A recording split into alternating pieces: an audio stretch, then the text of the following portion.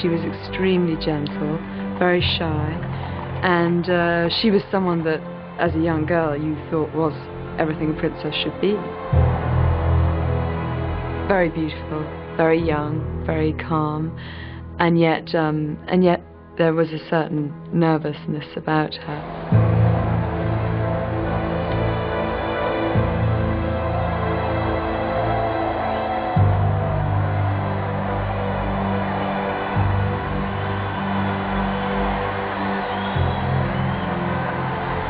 I just remember my first reaction when she got out of the carriage was when I looked at her dress and I thought, oh no, it's awful, because it was all scrunched up and it looked terrible. And I just thought, oh God, you know, and that doesn't look like it's been ironed. The feeling inside the cathedral, I remember, was just enormous. It's a very sort of hollow place, but it was filled with so many people and so much warmth.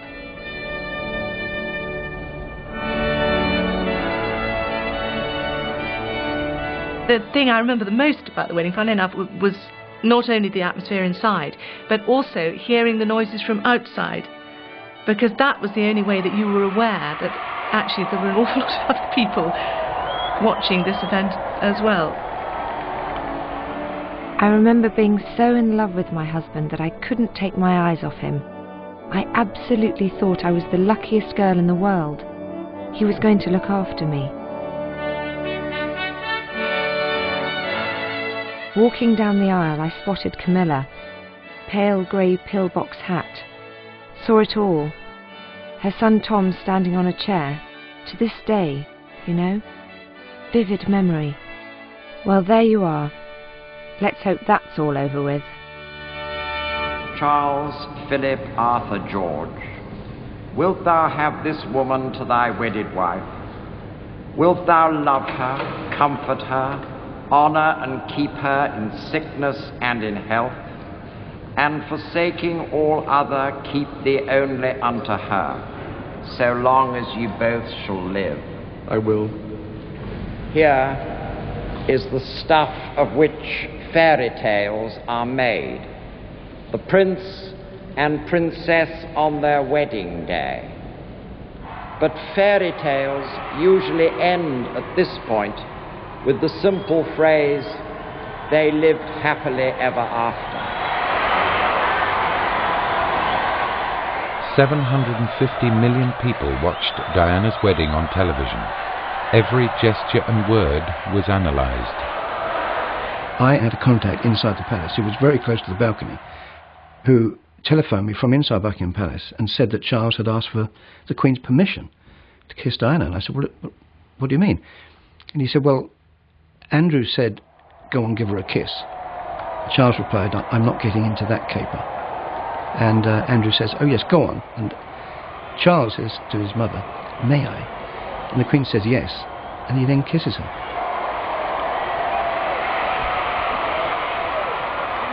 Such intense scrutiny would continue.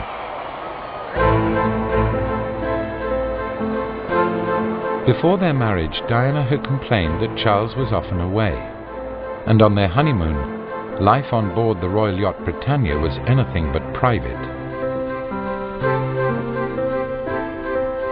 There were formal dinners, church parades, and the constant attendance of crewmen and courtiers.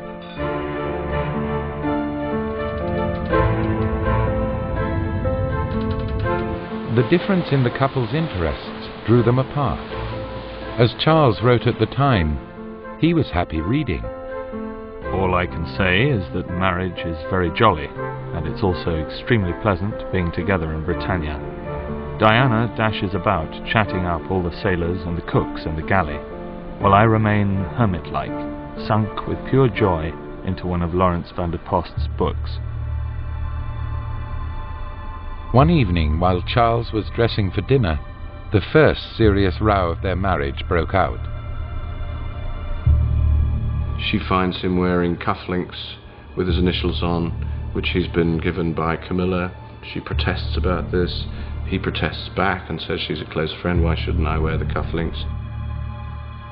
I think any bride would be entitled to be a bit upset if a newlywed husband wore cufflinks given him as a wedding present by another woman about whom she was very concerned.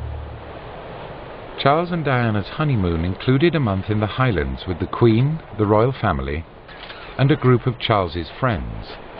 How are you enjoying married life? Highly recommend it. How do you like Balmoral as a place? Lovely. Have you cooked a breakfast yet? I don't eat breakfast.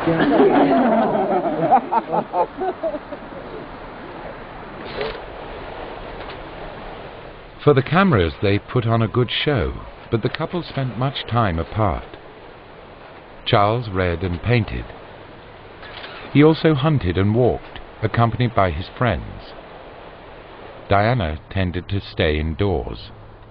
I believe that when he got married, Prince Charles fully knew what getting married meant, what it involved. Perhaps he thought that he would be able to keep more of his old lifestyle going than would normally be the case. He would still want to go hunting, and he would still prefer the companionship from time to time of older people, which he always had done. Diana's whole life, in all the years that I knew her from a young child through to her marriage, the main emphasis within her life had been placed on the importance of a marriage with love and a close family unit. Without those, she would have felt that the marriage was a sham.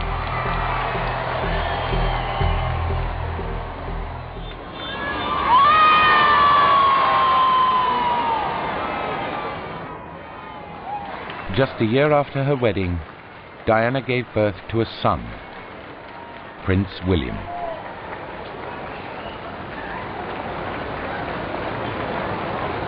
Your Royal Highness! How are you feeling, Your Highness? How are you feeling? 3 months later, at the funeral of Princess Grace of Monaco, Diana represented the Queen. One of the staff who accompanied her told this program, "She was absolutely brilliant. She came into her own. And on the aircraft back, she burst into tears with exhaustion. She asked, 'Will Charles be there to meet us?' We looked at her big eyes looking out of the window in expectation. She said, 'There's one police car.' That meant that Charles wasn't coming." Another courtier recalled, "She rang up and asked me, 'Have you seen the papers?' I said, 'You are absolutely brilliant, ma'am.' She said, 'Thanks for saying that, because nobody at Balmoral has mentioned it.'" Diana, just 21, began looking for a role of her own. She wasn't swallowed up by the royal family, and she didn't just become another member of the royal family. She had her very, very much her own personality, which she was enabled to express, and when she had her own interests, she was able to pursue them. I first met the Princess of Wales about 6 months after William was born. At the time, I ran a mother and baby research charity called Birthright. She came to an event, the Brilliant and Beautiful Evening of Fashion. She kept on running back to me and saying, "Am I doing it right?" She was terribly nervous, trembling, unsure of herself. A year later, the royal couple embarked on a 6-week tour of Australia and New Zealand. Diana was a sensation.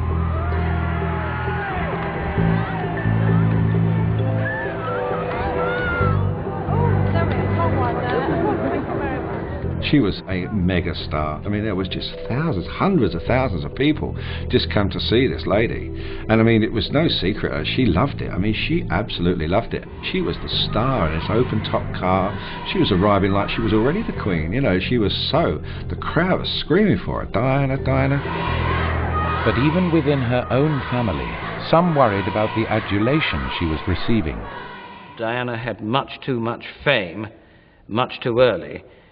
In fact, I remember being pestered by everybody, saying that you're related to Diana, this perfect being.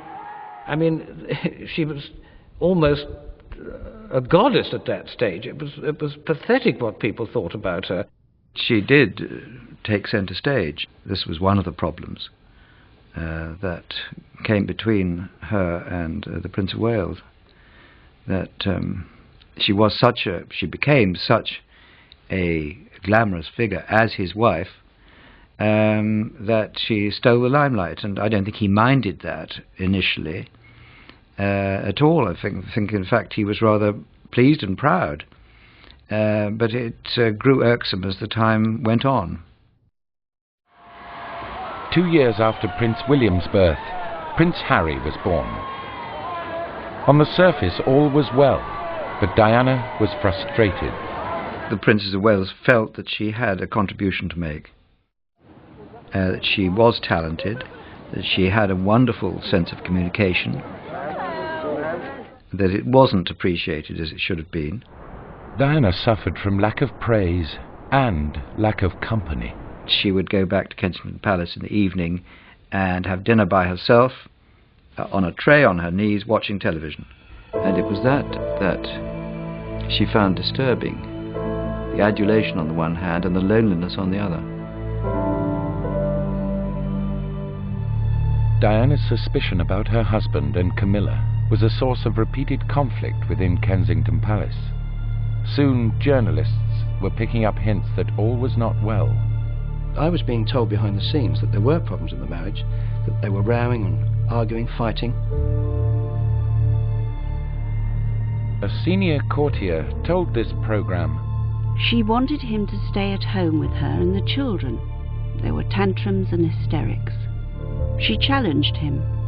It was the first time he had been challenged. In describing his marriage to a friend, Prince Charles wrote, "It is like being trapped in a rather desperate cul-de-sac with no apparent exit." But in public, they continued triumphant. On the royal couple's first American tour, Diana's dresses were made by Britain's most fashionable designers. The purpose of the visit was to promote British art and heritage. But all eyes were on the fairy tale princess. The American media's tongue was hanging out during the whole trip, and they just loved the glamour and loved the way she looked. When she first came here, she was asked who she'd like to meet, and I don't think there was anyone who would have refused her. She could have had anyone she wanted, in other words, and she picked John Travolta. Dance with the princess, Mr. Travolta. She'd like me to. What sort of dance would you choose for preference? Oh, something of her choice.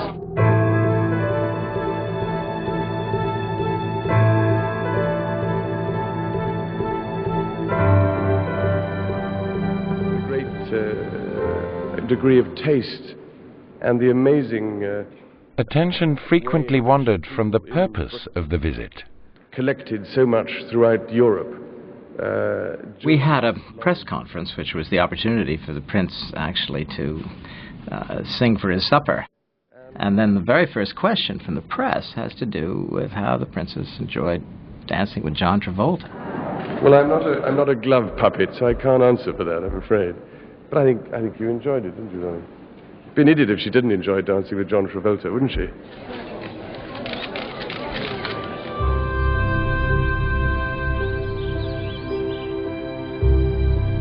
Prince Charles agreed to help with the writing of a biography that would highlight his serious work. He encouraged his friends to speak to the author, Penny Junor. I was picking up very strong vibrations that there were real problems in the marriage. The marriage simply was not a success.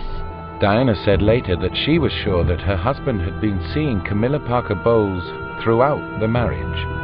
But Prince Charles's closest friends told Penny Junor that it was only now, in the mid-1980s, that the two re-established contact. Charles went back to Camilla in 85, 86. Friends brought them together. Friends who were desperately worried about the prince. He was incredibly despondent. I mean, he was on the brink of real despair. And friends thought that He needed someone to talk to. They knew that he had always got on very well with Camilla. She'd always been very good for him, good with him. After 5 years of marriage, Diana was spending most of her time at Kensington Palace and Prince Charles at their country home, Highgrove. Then in June 1986, Diana met a young cavalry officer. He was at Buckingham Palace to help organise the mounted escort for the wedding of Prince Andrew. And I think she said something like, where are you getting dressed up? Like a dog's dinner or something like that. It was quite sweet. Basically, I was struck by her charisma, if you like, and her beauty. And she had very piercing blue eyes. I think she was trying to find out more about me and what I did, and she learnt that, I was a riding instructor. And that's really how we started. I mean, she then said she would like to learn to ride, or learn to ride again. She had hurt herself as a young child, falling off, and lost her nerve, and wanted to get her nerve back again.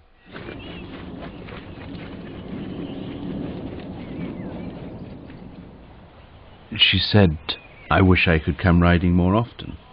I wish I could see you more often. Would you like to come and have lunch? Or would you like to come to the opera?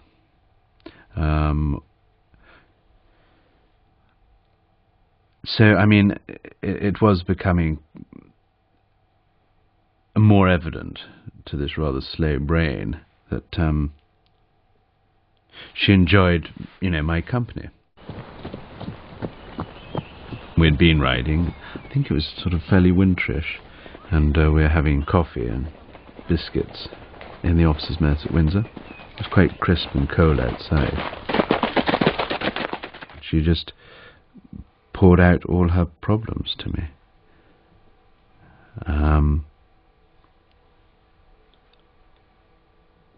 Which was extraordinary, because that was the first time I realized how dreadfully unhappy she was. And she was very tearful at that stage. So she came and sat next to me, and, and we hugged each other. Prince Charles, too, had found support outside the marriage, as Penny Junor's biography hinted. I'm not saying they immediately began an affair once they got together again, but they started to talk, and he desperately needed someone to talk to. Charles had never loved anyone quite so much, either before or since. The clear implication, although I didn't actually spell it out, being that Camilla had been, and once again was, a great love of his life. James Hewitt invited Diana to visit him at his mother's home in Devon. It was to be the first of many such weekends. Detective had to come down and sort of suss the joint out and make sure that she would obviously be safe. We were all a little apprehensive, hoping that everything would be all right. But thereafter, there was no problem. Diana always arrived in Devon with her Royal Protection officers, who also spent weekends at the house. She'd arrive on a Friday evening, and she'd come bouncing in an excited mood, and then just, sort of go up and, hug my mother and say hello, probably half knocking her over, and, because my mother hadn't quite got up from her curtsy yet. She was the person I had envisaged her to be. She was just Diana.